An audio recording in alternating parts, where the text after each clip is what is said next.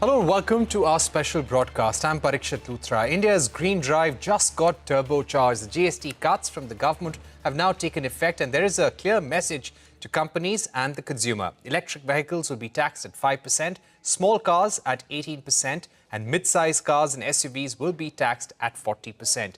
There is no special tax rate for hybrid vehicles.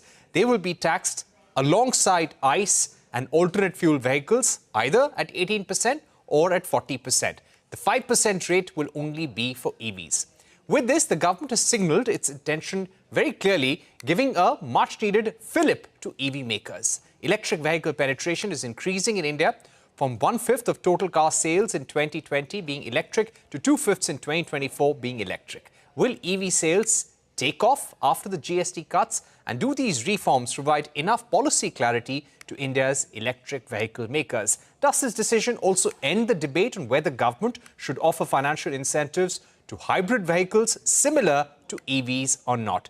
To take this discussion forward, we're now joined by Chetan Maini, co-founder and chairman at Sun Mobility. Mr. Maini, thank you very much for joining us on the program. Let me begin by asking you, do you think this GST reduction somehow puts the lid on the discussions, the debate within the industry on whether government should only be giving financial incentives for electric mobility, or should hybrids also get similar incentives? You know, as a country that's growing the way we are, reduction in emissions is important, but elimination of emissions and reduction of our complete emission of fossil fuels is much more critical.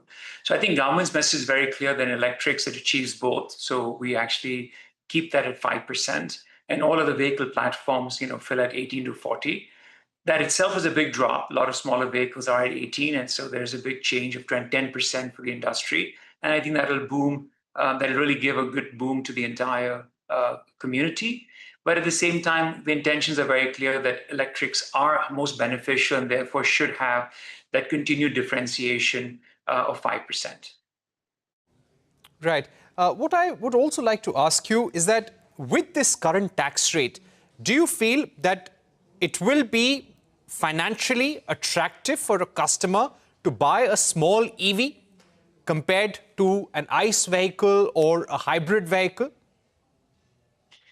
Well, actually, the differential is reduced by 10%, right? So I think in the short term, there will be, the higher level of sales probably of ICE engine vehicles and hybrid vehicles than there will be of electric. I think electric will continue to grow, but the overall market size will also grow with the GST reform. So it won't have a negative impact, but probably from a market share point of view, in the short term, electrics may not have that sort of growth rate that it's seen in the last, 24 months.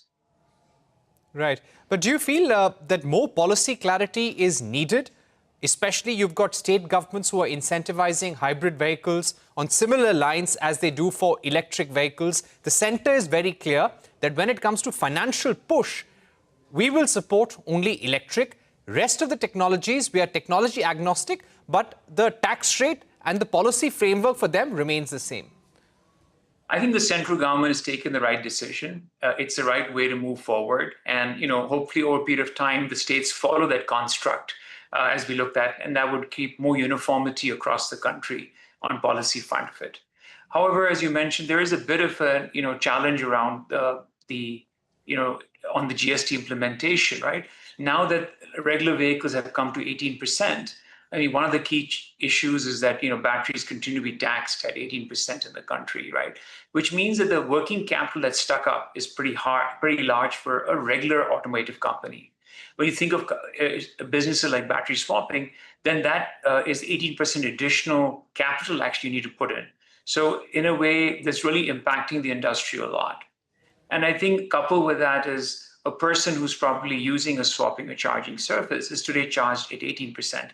Now that's similar to an ICE vehicle when really everything else is at 5%. So this anomaly and inverted duty structure related to batteries coming in, which need to move from 18 to 5, can give that boost to electric mobility.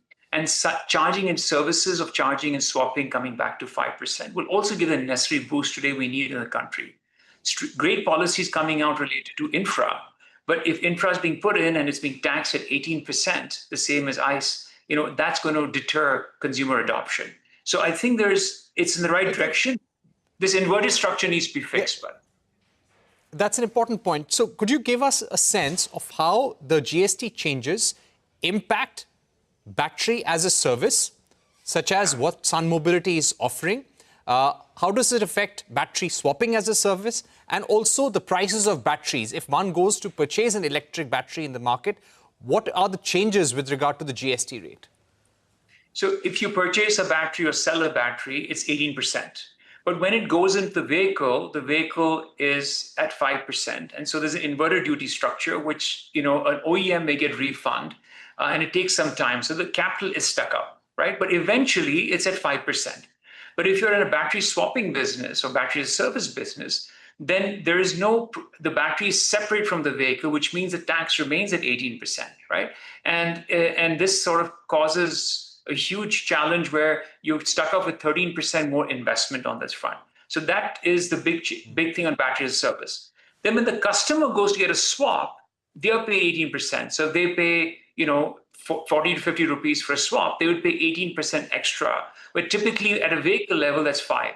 So we have 13% extra taxation for a consumer who's really a gig worker or someone who's doing deliveries or taking people around.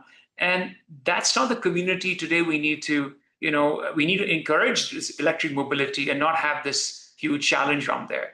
So it's become One final question. Sure. Right. One final question, if I may put to you, and that would be about increasing EV sales. If we have to meet our electric vehicle goals, achieve 30% electrification by 2030, what more do we need to do? What are the areas where we need to speed up things? So I would say it's keep 4 areas. One, we talked about the GST, very critical to keep that normal. I think second is we need to get more financing available and easier. That's still a challenge for consumers who want to ship, where financing still continues to be an issue. The third is infrastructure that has to come in at speed that allows consumers to feel, yes, I'm not going to be stranded, be it swapping or charging, right? And government's new policy that's come out as part of the PM overall level of putting in infra, hopefully fructifies in the next few weeks, and then this sort of helps that area that we look at. And the last is that the PLI that exists today, can it be extended to a wider group, more OEMs and tier ones, so that this cost benefit can come down to the end customer and can further accelerate research and development and manufacturing in the country.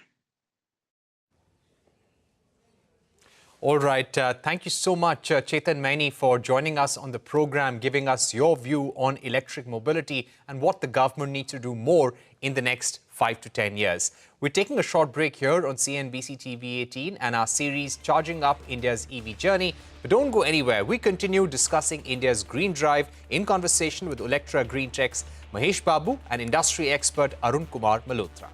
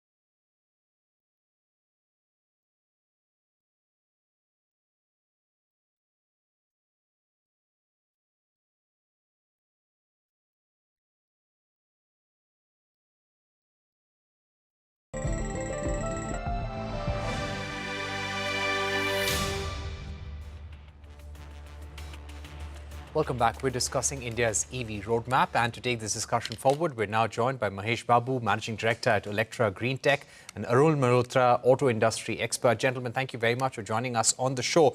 Mahesh Babu, if I can come to you first. When we look at the electric vehicle versus hybrid debate, the financial incentives have been for EVs. Yes, some states are also giving financial incentives on hybrids, but the central policy has now become clear with the GST reform.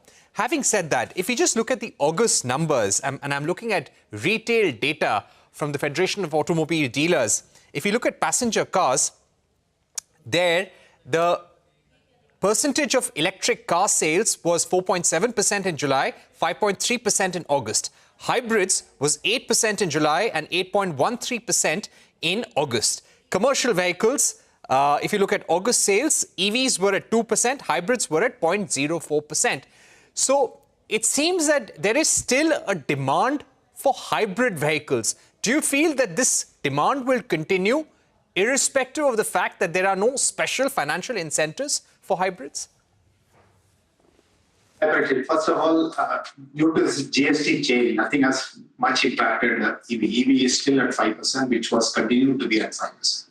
But one benefit we got is because input credit for us was at 28 and 18%, that has come down to much lower, and that's actually helping our working capital going forward.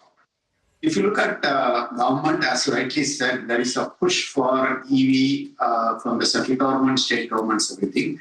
But we'll have to look at many technologies are going to be in the market. There is going to be hybrid, there is going to be hydrogen, there is going to be CNG, LNG, and other things. I think India's mobility requirements are so high, it's very difficult to discount any technology at this stage right now.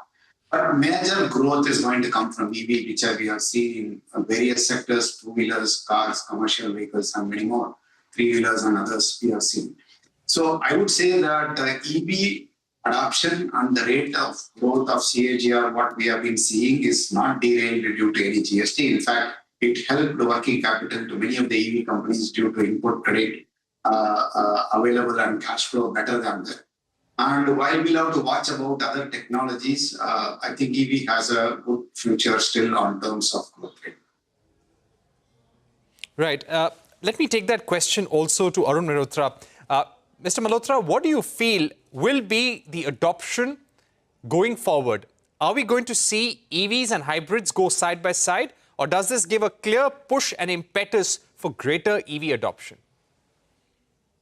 So if you look at EVs today, I mean, there was a apprehension that EVs above a certain price, say above 25 lakhs, the GST will go up because EVs sell at even 1 crore for super luxury vehicles. That has remained 5%. That's the positive part. But if you look at the gap between EVs and in the compact vehicles, between EVs and ICE vehicles, which was to 23%, has gone to 13%. To that extent, it's a disadvantage. Now, coming with this hybrid, I think one of the questions which is important, even hybrid even didn't gain much anything from this GST cut. On the other hand, above a certain price, the vehicles which were selling at 43% GST plus cess now has come to 40%, and the bigger SUVs have come from 50 to 40. So there's not much gain as far as GST is concerned also. I think the challenge at this point of time is going to be the next stage, which is the CAFE norms, on which the proposal has been put out, where you are giving bonus points of 3 to EVs and 2 to strong hybrids. So clearly these are two technologies government is betting on, and there is where the major difference will arise. But as far as compact vehicles is concerned, in the short run, it is disadvantage to EVs. You're saying it's a short-run disadvantage to electric vehicles. So let me get in Mahesh Babu at this point again. Mahesh Babu, if you look at data from the International Energy Agency, they say that global electric car sales exceeded 17 million in 2024, rising by more than 25%. 20% of new cars sold worldwide were electric. Plug-in hybrid sales have grown faster than sales of electric vehicles in China. Going forward, when you speak about commercial vehicles and even cars to some extent, do you think that there will always be a market for hybrid vehicles? Yes, I feel so, because as Arun rightly said, if India has to meet CAFE norms and that if any OEM has to meet the requirement, we need to look at multiple options. EVs, of course, growth will be there. But if you look at weighted average, plug-in hybrids plays an important role in reducing the CAFE norms. Second, plug-in hybrids requirement is also much higher in the countries, I would say, more not tropical, but where there is a climatic condition of cold conditions, because you can't depend on long distance and the consumption is very high. You will see typically plug-in hybrids playing a vital role in these conditions. So plug-in hybrids to some extent, or strong hybrids and plug-in hybrids to some extent will play a vital role. I think what we call in India hybrid, mild hybrids, I think those are all part of the existing sales.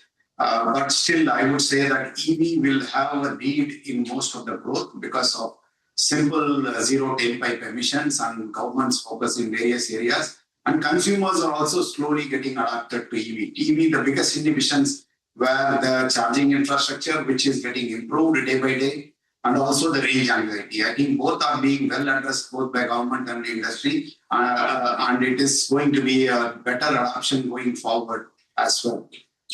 So most of the plug-in hybrids are going to eat away from petrols and diesel vehicle sale today. I don't think it's going to eat away or reduce anything with EVs penetration. Okay, Mr. Malhotra, you spoke about CAFE norms. Do you think the next set of CAFE norms will make it even more important for the industry to have more electric vehicles in the portfolio? So clearly, the petrol and diesel vehicles will be under tremendous pressure because we are talking over 20% reduction in the emission norms from 113 grams per kg to 91. But we must look at the point that what the proposal is. If the 3 points, bonus points are given for EV, hybrid is also getting 2 points. And also flex fuels are getting 1.5. So I think government has not totally put all their bets or all their money on EVs. They're also hedging their bets on hybrids or flex fuels, which are to follow. But clearly, EVs will be the big gainer. Companies which have to conform to the norms of CAFE 3, and the penalties are very, very stiff. And this starts from 2017 March or April. So it's not very far away. To that extent, EV gets a real momentum. The other part is this focus on the PME drive. Although the demand incentives may not be high, but this focus on charging infrastructure, 2,000 crores being spent, 7,000 charging structures and public spaces, I think that should also get the factor of reliance and reassurance back into EV. So EV on the long term, medium and long term is on a strong wicket. But hybrid is also there to stay. Absolutely. Okay. One other point, Mr. Babu, that a lot of people fake, including industry folk, is that you need more strong plug-in hybrid vehicles. You cannot be incentivizing or supporting mild hybrids. What's your view? Do mild hybrids also do the job of giving you better fuel efficiency and also reducing emissions, reducing the environmental impact? Or do you feel that somewhere we should be very clear in our policy making that when you're talking about hybrids, it should be plug-in hybrid vehicles? Difficult to define what is mild hybrid, what is strong hybrid. I think it's English, very difficult in technical terms. The thing is, hybrid, as long as you use the energy from plug, which is the plug-in hybrid, which is from the grid, which is going to add, then only you are going to create enough differentiation with respect to petrol and diesel burning vehicles. If you have a battery which is getting charged from the engine itself, it's in fact more inefficient than charging from the grid. So we'll have to be a little bit careful on the definition, but there are experts who will define it. My sense and recommendation would be that more and more diesel and petrol vehicles have to move towards plug-in hybrids, and more plug-in hybrids have to move towards EV. That is the right path to get going, and we should not be pitching against each other. More and more new technologies come, clean technologies come. We should look at how to move from grade 1, grade 2 to grade 3, which is the factor given by government for CAFE norms as well. Right. Arun Malhotra, when it comes to electric vehicles, what's the next phase of support that you are expecting from the government? The PM e-Drive scheme will end in March next year. The government has through the Niti Aayog given an assurance that it will continue, support will continue, perhaps for public transport, those sectors and electric vehicles which really need it, charging infrastructure, maybe not for sectors where we've already seen high levels of electrification. What do you think should be the policy road ahead, considering we're not close to our milestone or our target of 30% electrification? So one of the challenges is that the incentive on demand incentive on electric vehicles, which used to be very high, passenger vehicles, it doesn't exist because even fleet has been taken away in the PME drive. Two-wheelers, it is 10,000 per vehicle, which used to be at some time 30,000. And from the 1st of April 2026, it becomes 5,000. So clearly demand incentive is not going to be the key factor. The two factors is one, this GST gap, which is there, 5% should continue and will continue. That's a positive drive. The second is in the CAFE norms, which are just around the corner. This strong disincentive for petrol and diesel to meet the norms will give a fillip to electric vehicles. And last but not the least is, unlike the electronics industry or other industries, the PLI scheme has been a slow starter in the auto industry. And the PLI and the advanced cell chemistry was to help electric vehicles. There's a lot of noise, there's a lot of action happening, but if you look at the disbursals, against the 25,000 crore budget, only 3% has been disbursed.